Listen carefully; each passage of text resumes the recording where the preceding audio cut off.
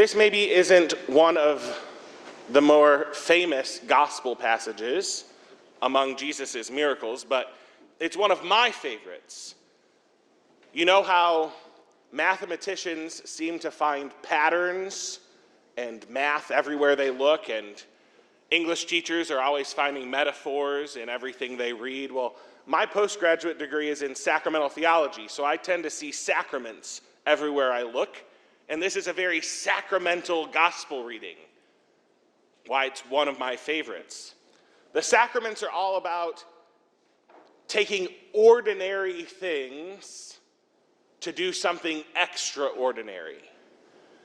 That God uses very natural things like bread and wine and water and oil, and he does something supernatural with them. Gives his grace, works miracles. And friends, it doesn't get any more ordinary and natural than earwax and spit, which is what we're dealing with in today's gospel. Jesus could have healed this man any way he wanted. At one of my other homilies, I said he could have snapped his fingers and the man would have been healed. He doesn't even have to snap his fingers. He can just will it to happen, and it happens. But Jesus chooses to heal the man in a certain way to show us an example, to teach us a little bit how he's going to interact with his people, how he's going to continue to work his miracles and his healings. And so he puts his fingers into the man's ears. That was something the man could feel. If someone comes up to you and sticks their fingers in their ears, you're not thinking about anything else. You're tuned in to what is going on. And spitting touched his tongue. That's gross. It doesn't get any more ordinary or natural than spit and earwax. But in this very natural way, in this very tactile way, Jesus works a miracle of healing. And all of a sudden, I would bet this man does not care that this guy had his fingers in his ears or spit and touched his tongue, because the man who was deaf could hear, and the man who couldn't speak could speak plainly. Jesus uses these very human and earthy ways to convey his grace. That's what sacramental guys like me get all excited about. And so, because I always skip to this very dramatic part, I had, for the most part, completely ignored one other little detail. Distracted by the earwax and the spit, I didn't notice it until I was reading a sermon by St. Bede the Venerable. There's a name you don't hear too often. St. Bede was a doctor of the church, and in his sermon on this gospel passage, he zeroes in on a detail I think I have always skipped.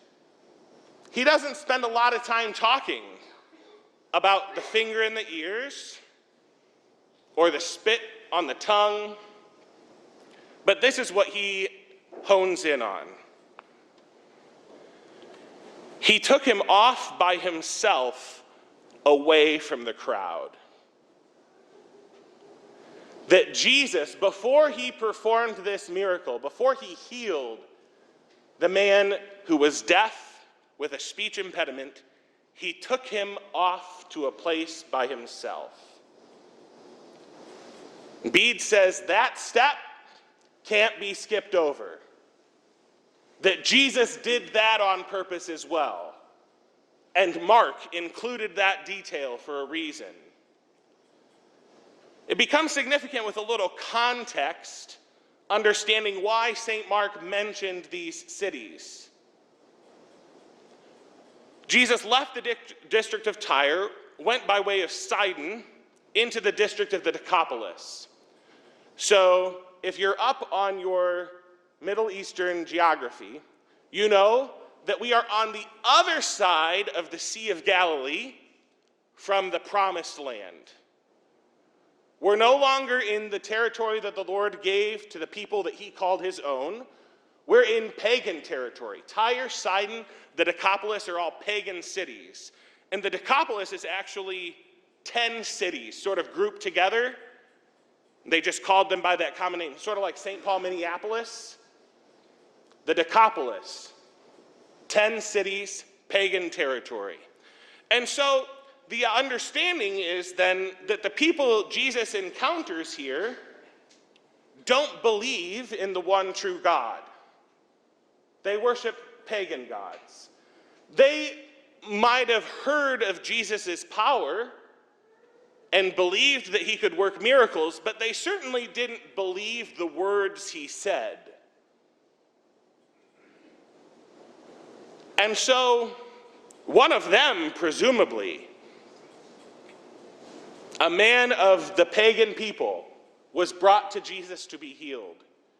And the first thing that Jesus does, before we get to the sacraments part, is he took him off by himself away from the crowd. St. Bede said this: "The first hope for salvation for any of us is to be led away from people with vicious habits and away from the commotion of the crowds." That before Jesus worked his miracle, before this sacramental action would really take its effect and change this man's life forever, he had to leave behind his former ways. He had to be willing to go away from the worship of pagan gods. He had to be willing to go away from people who St. Bede says are enraptured in vicious habits. So those who are leading sinful or corrupt lives.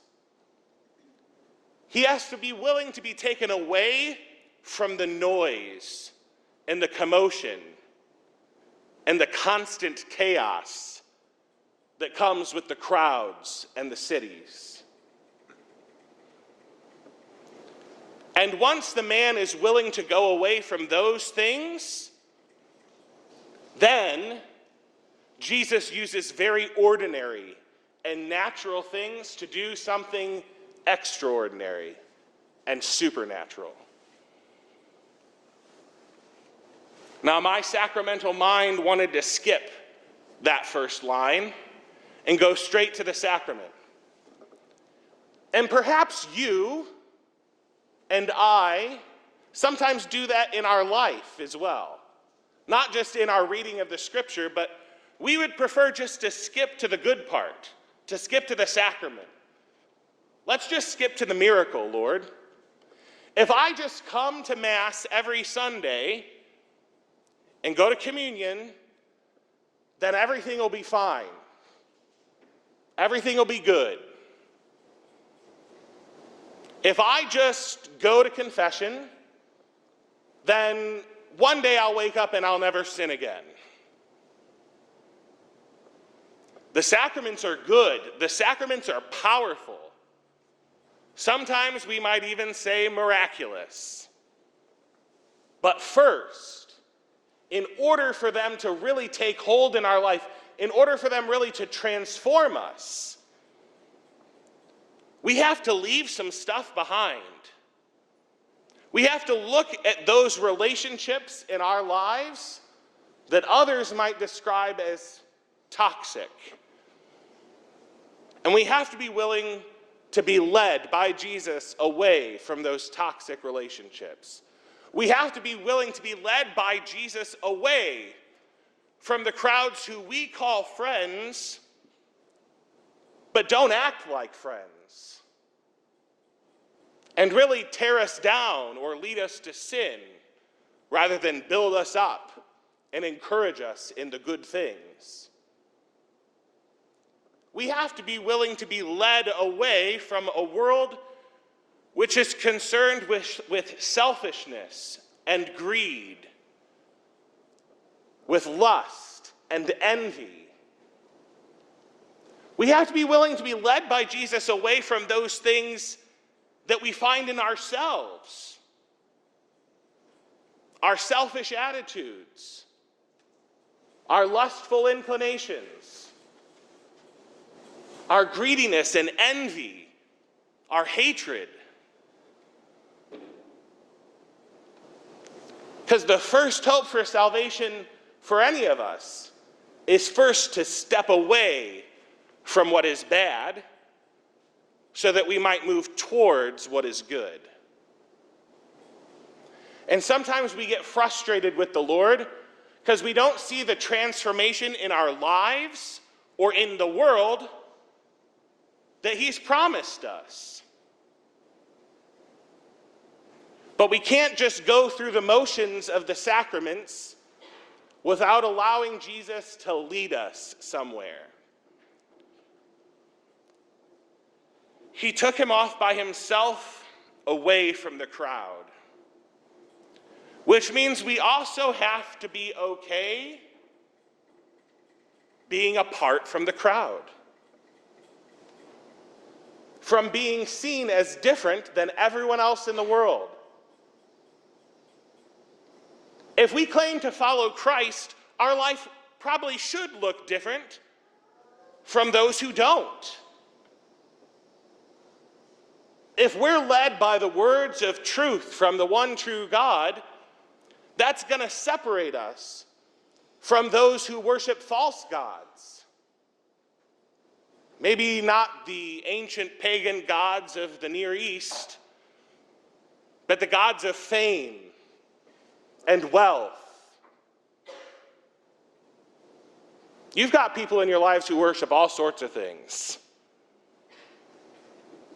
And if we're going to be followers of Jesus, they're going to look at us as different, as set apart. We have to be willing to be led away. And Jesus is not leading us away to loneliness. He's leading us to the community of believers. He's not leading us away from our bad friends to make us lonely. He's leading us towards good, holy, life-giving relationships. He's not leading us away from illicit pleasures so that we might never know happiness again, but rather that we might find the good things that really fulfill our heart's desires. It turns out that there's a lot in that one little line where Jesus takes this man by the hand and leads him away in order that he might heal and give life. So what is it that you need to walk away from in your life,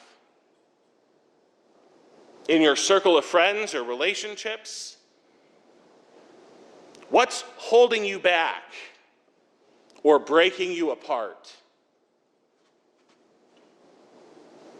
And what is the Lord calling you to? Will you allow yourself the risk of being led away from what is comfortable and common so that you might find something that these people say was exceedingly astonishing?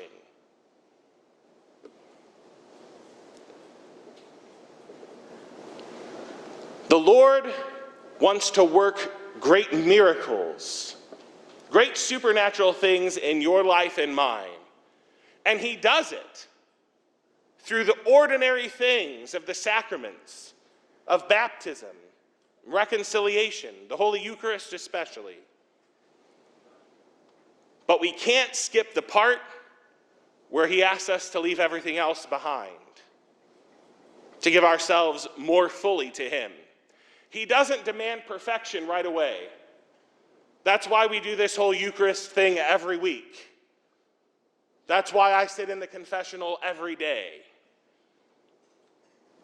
The Lord doesn't demand perfection, but he invites us to progress. Allow the Lord to lead you away from what is bad this week. Open your eyes and your ears to see and hear the good things the Lord is leading you to. And then I'd be willing to bet you too might say, the Lord has done all things well. And you too might be exceedingly astonished.